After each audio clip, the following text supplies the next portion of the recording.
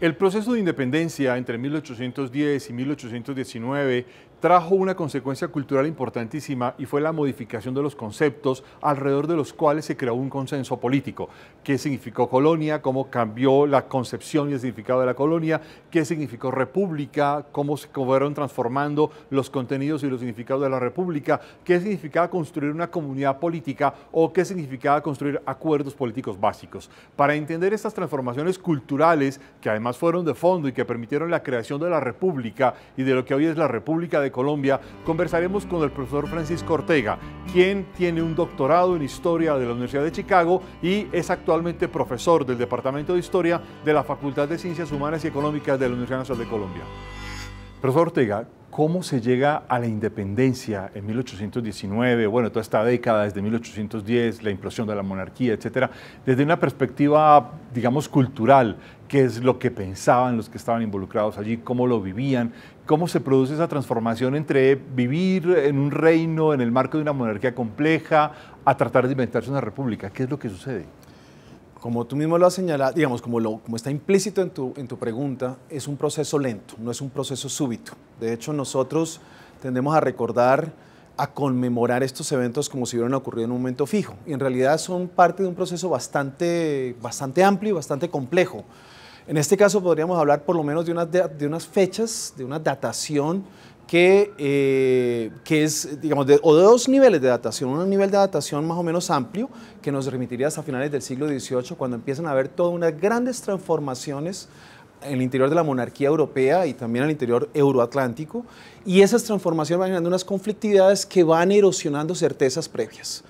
Pero ese proceso de transformación y de erosión de unas certezas previas va a adquirir una velocidad vertiginosa a partir de 1808 y particularmente a partir del momento en que llegan las noticias de la invasión napoleónica a América y a la Nueva Granada en septiembre de 1809. A partir de ese momento, toda una serie de premisas de lo que se suponía era vivir al interior de una monarquía, bajo una serie de preceptos, bajo una serie de ideas, a las cuales de hecho se les, tenían una gran vigencia. No es que estuvieran, había un fermento revolucionario en el continente o en la monarquía, no, muy al contrario, había unas grandes certezas en ese sentido, pero la remoción de los reyes, de Carlos IV y de Fernando VII, la abdicación de Bayona, en la cual ellos ceden o aparece como si hubieran cedido el título de rey a José Bonaparte, y la presencia de las fuerzas napoleónicas en la monarquía, en la península particularmente, van ahora sí a generar una serie de desplazamientos, a generar una serie de necesidades al interior de recomendación de la cultura política para afirmar de nuevo una legitimidad que hacen que lo que era en realidad una crisis política en su momento empieza muy rápidamente a ser una crisis de legitimidad, es decir, una crisis muchísimo más amplia que implica una revisión de los fundamentos de esa monarquía, de esa sociedad, de los fundamentos políticos de esa sociedad.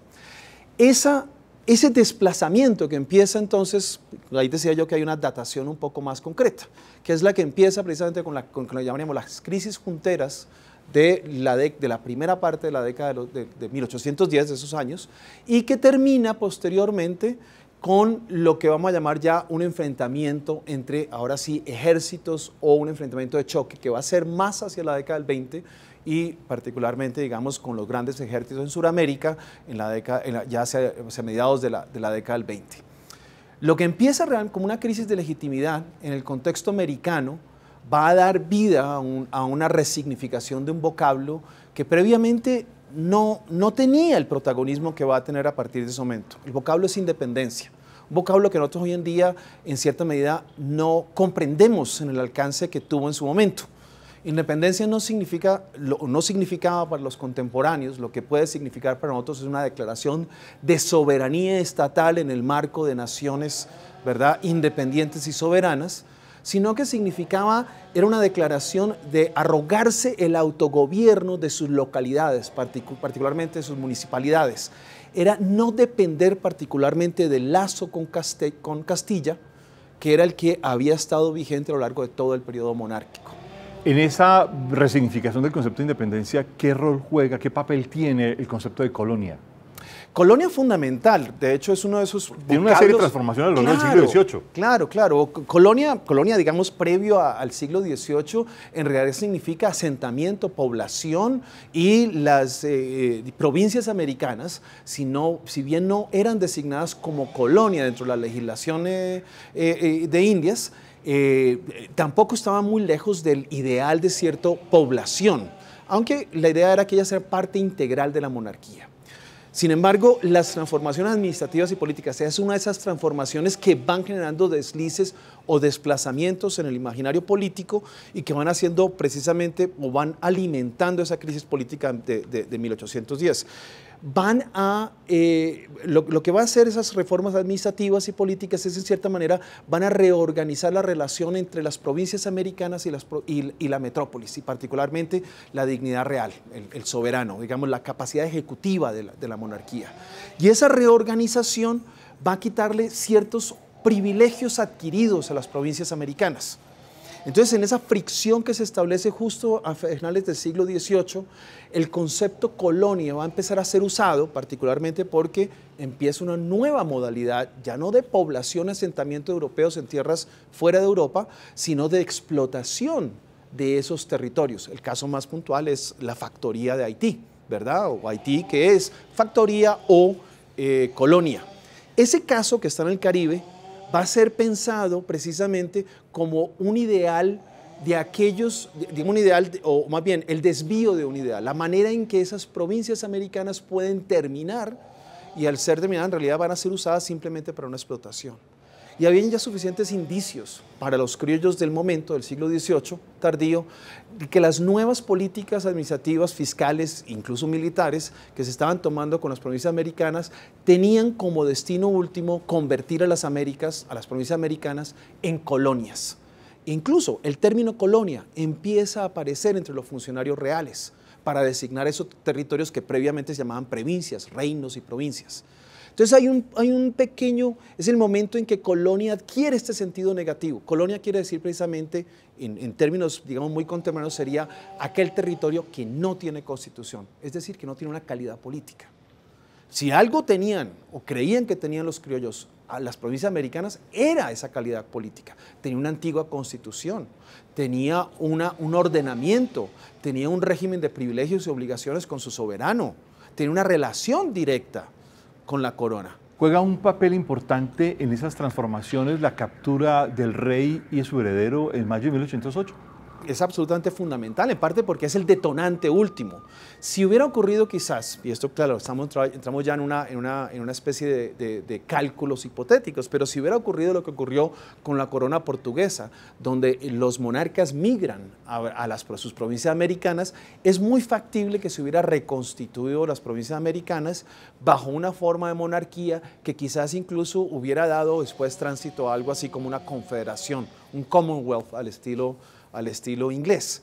La ausencia, pero además no solamente la ausencia de los reyes, sino yo creo que fue significativa la abdicación, y por medio de la abdicación hay un pequeño momento en que los funcionarios europeos franceses tienen cierto prestigio en España y se genera el gran pánico entre los americanos que los funcionarios virreinales son funcionarios napoleónicos. Y recuerdas claramente que digamos, Napoleón es el gran enemigo en ese caso, es el gran a quien hay que temerle, hay que combatir. Entonces, el momento de la crisis política de 1810 en buena manera adquiere velocidad, que eso es más o menos entre 1809, noviembre de 1809, hay un cabildo abierto, un cabildo aquí para discutir lo que está ocurriendo en Quito. Hay una serie de discusiones que se vienen dando en la corte o en entornos muy cercanos a la corte, donde participan criollos ilustrados, y esa fricción entre más que peninsulares, entre autoridades virreinales y las autoridades locales municipales se va agudizando. Entonces, cuando se da el momento de la visita regia, la visita de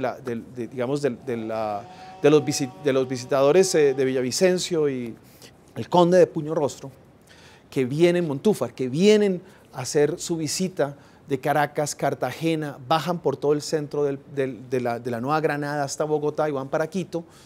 En ese momento hay que tomar decisiones de alianzas relativamente definitivas y es un momento que ellos consideran es propicio para decidir que es mejor reconstituirse, no en desafío al rey, pero dentro de lo que ellos consideran son vías legítimas, reconstituirse en una forma de preservar la soberanía real y a su vez asumir el gobierno, que es en todo caso un anhelo antiguo de los grupos criollos. En esas transformaciones hay un hecho que es muy interesante, es que los territorios o las unidades políticas que en realidad se independizan son las ciudades, no los virreinatos. Sin duda. Sin duda. Son las cabezas de provincia o los cabildos, ¿verdad? Las que están en buena medida no solamente liderando, sino que reconocen esa responsabilidad, porque hay un elemento también de cierta responsabilidad. No es simplemente un atrevimiento, aunque algo de eso hay, pero es en cierta manera, digamos, la responsabilidad que les compete en este momento de crisis.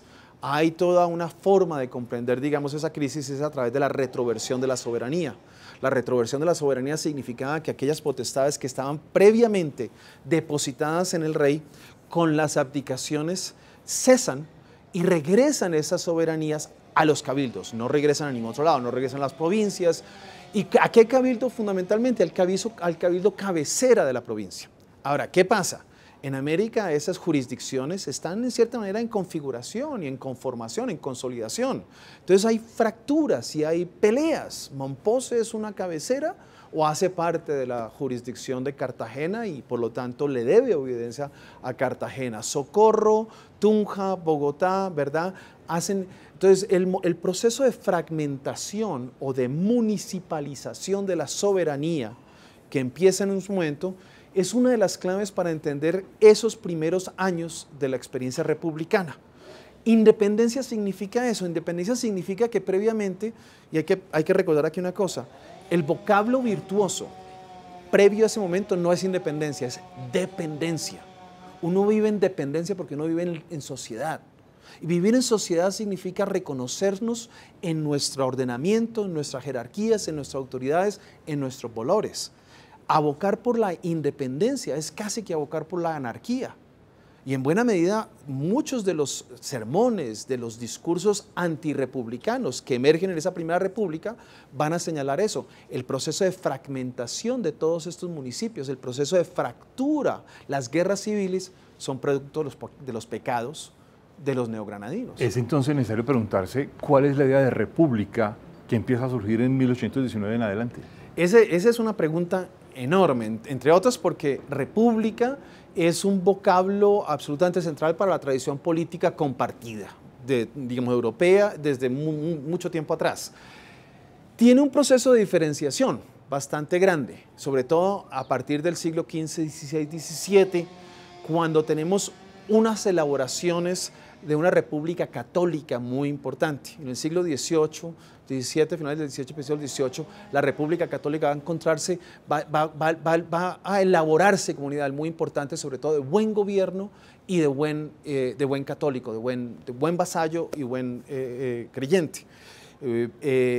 Esa república católica, estas eran que estaban los urbanas. Cabildos, estaban urbanas, los cabildos eran las sedes, eran, digamos, donde no tenían una jurisdicción, tenían pero su institucionalidad no era definida, en realidad era un entramado, es lo que podríamos decir la comunidad cívica, la comunidad política, era el asentamiento, el fundamento de todo lo demás. Entonces esas repúblicas estaban y eran parte muy importante del ideario digamos, de la manera como se entendían los vasallos. Y a su vez surge en las finales del siglo XVIII en toda Europa y en todo el Euroatlántico unas versiones y unas visiones de república diferente, que están centradas no en el ideario del buen vasallo, sino en el ideario del ciudadano y de la participación activa y del cogobierno. La República Católica no necesariamente significa cogobierno más que el refrenar las pasiones, pero en el contexto de la república, otras repúblicas que empiezan a surgir, sí empiezan a surgir unos idearios diferentes, unas formas de organización diferentes. Esos dos idearios, que en realidad son muy heterogéneos amplios, pero esos dos idearios a grandes empiezan a confluir en la última década del siglo XVIII en la monarquía hispánica. Y van a enriquecer y van a complejizar cómo responder a esa crisis política de 1810. Porque, entre otras, una de las maneras de responder es reconstituir una monarquía, ¿verdad? O esperar que la monarquía hispánica regrese y las autoridades hispánicas regresen y reconstituyen esa monarquía. Otra forma es pensar cómo esos fundamentos de legitimidad que han cedido, que aparentemente han colapsado y que no solamente un grupo pequeño reducido piensa, ya no son los fundamentos de la comunidad política, sino que parece tener haber sido adoptados por amplios sectores sociales. ¿Cómo entonces constituir una nueva comunidad? Y la república emerge como una posibilidad. No es la única, pero emerge. La república tampoco es una. Hay repúblicas federadas, hay repúblicas centralistas, hay repúblicas aristocráticas, hay repúblicas democráticas. Entonces el menú de posibilidades es amplísimo. Hay monarquías republicanas. Hay monarquías republicanas, correcto. Es decir, es un menú amplísimo de posibilidades. Es más como las herramientas con las cuales ellos empiezan a elaborar en su momento respuestas a lo que para ellos es urgente, y es cómo reconstituimos esta comunidad, cómo refundamos esta comunidad. Usted fue el curador de una exposición que se hizo durante este año 2019 sobre el año 1819, que se llamó 1819, un año significativo. ¿Qué recogía esta exposición? Mira, un poco eso. 200 años después tenemos una narrativa bastante pobre sobre nuestro proceso de independencia, una narrativa que de alguna manera ni tan siquiera logra diferenciar entre 1810 y 1819, dos momentos en los cuales aparentemente simplemente ocurrió lo mismo, y no solamente tenemos una narrativa pobre o unos referentes pobres, tenemos una narrativa en términos de secuencia, que ocurrió, un par de batallas, cuáles fueron los personajes que participaron, unos personajes Santander, Morillo, Bolívar, ¿verdad? Manuelita Sáenz, si queremos ya ampliar el menú, ¿verdad?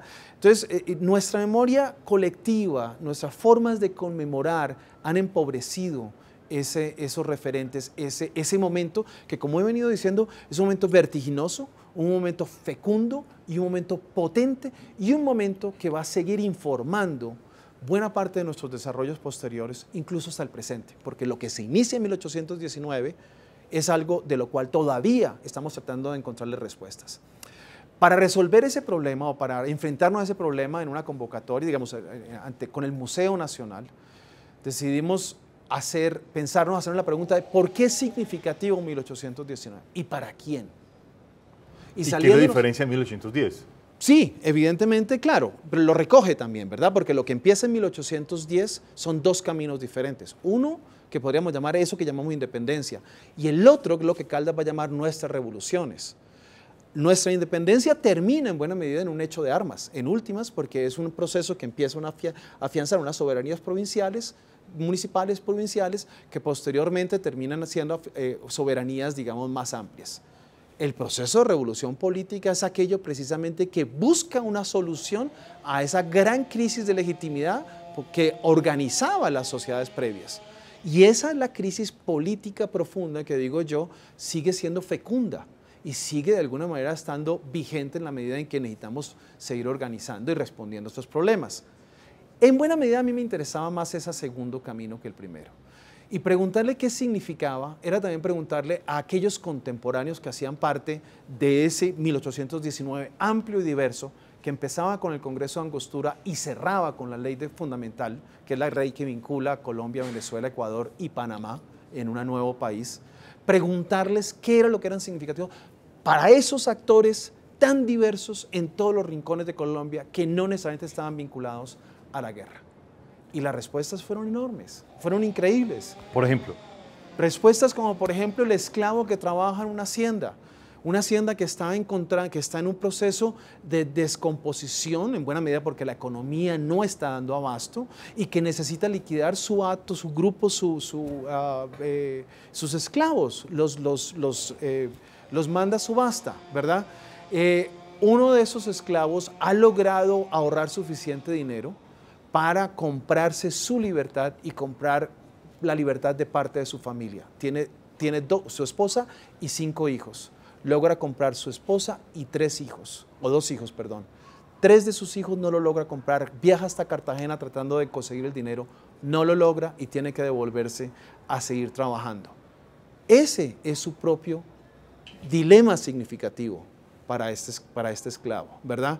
En un momento en que se está luchando por la independencia, al mismo tiempo él está tratando de construir su propia independencia dentro de una nueva forma de la comunidad.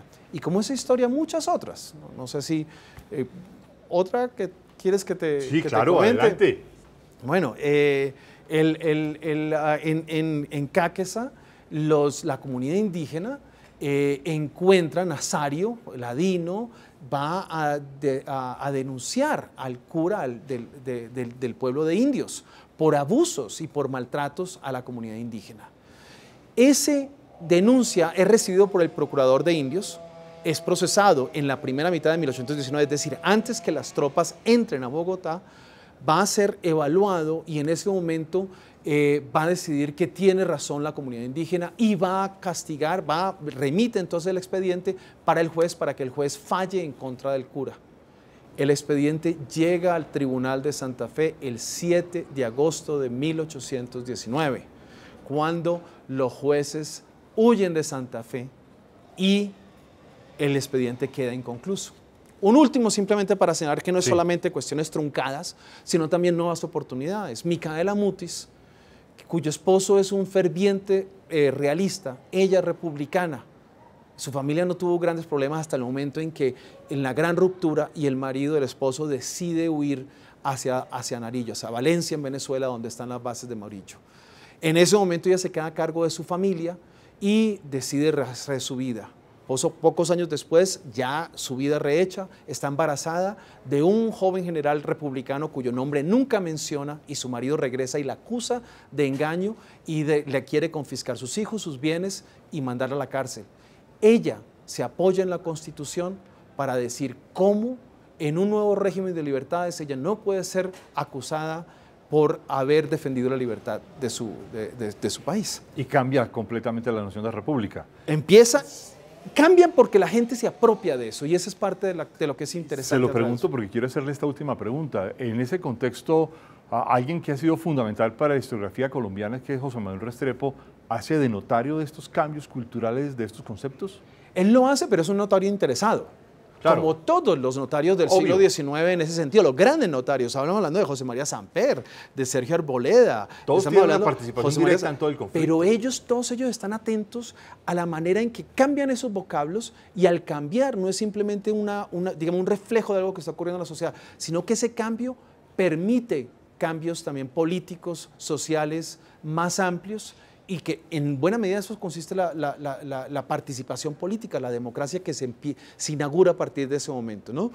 Entonces, él es uno de los grandes inventarios, no es el único, pero sí es quien precisamente nos orienta a la manera en cómo se va armando un nuevo mapa político, conceptual, unas nuevas formas de estar en comunidad, unas nuevas promesas también que se abren a partir de ese momento y que, bueno, de alguna manera todavía estamos en el juego de tratar de cumplir con ellas. ¿Cómo podría usted plantearnos a los colombianos de hoy la importancia de este año 1819? Mira, yo insisto, es un momento fundante en el sentido más potente y más pleno de la palabra. Si hemos tenido una revolución, un momento de gran transformación en nuestra historia, es ese momento en que las reglas básicas a partir de las cuales nosotros nos organizamos como comunidad se cambian de manera radical y un nuevo juego empieza. Y a partir de ahí tratamos de encontrarle, digamos, la lógica. Ahora, ¿qué ha pasado? Esas nuevas reglas se abren o empiezan con un gran horizonte de posibilidades y unas grandes promesas. Es la razón por la cual, de hecho, nosotros tenemos república. Nosotros no tenemos república porque hubo unos grandes héroes y unos grandes líderes que decidieron ser republicanos. Nosotros tenemos una república porque en el momento en que se hace la transformación, ese ideario estaba tan apropiado popularmente que no era posible hacer otra cosa, constituir otra forma. Y eso lo reconocen una otra vez desde Bolívar hasta cualquiera de las otras figuras, no es posible constituir una monarquía en estas tierras, incluso una aristocracia. Entonces, a partir de ese momento, estamos casados con eso, no por voluntad única individual de unos grandes héroes, sino por una decisión colectiva. Y esa decisión colectiva significa que muchos vieron sus posibilidades, sus sueños, sus caminos ahí. No siempre se han logrado, que eso es lo otro que digamos también es interesante. Pero sí empezamos a andar un camino y eso sí me parece a mí que es importante no solamente rescatarlo como un hecho a recordar, sino, como decía José Manuel Restrepo precisamente, lo más interesante de recordar es reflexionar. Profesor Ortega, muchas gracias por haber participado en Hechos y Retos de Nación. Muchísimas gracias a ustedes y a ti por la entrevista tan maravillosa. Muchas gracias. Gracias.